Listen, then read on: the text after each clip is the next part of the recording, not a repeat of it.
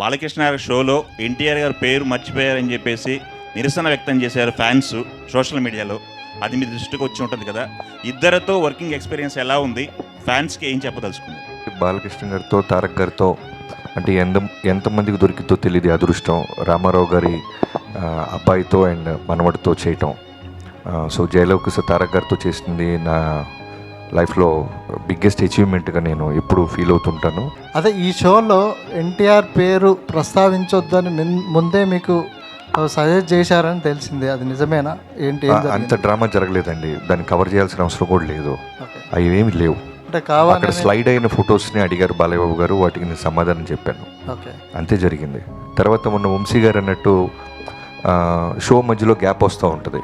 ఆ గ్యాప్ మధ్యలో ఒక క్యారెక్టర్ ఏదన్నా ఏదో ఒక సినిమా ఒకటి ఏదన్నా ఇలా ఉన్న సినిమాలో మా తారక్ అయితే చాలా బాగుంటాడు అని నాతో వంశీ గారితో అన్నారు ఆయన.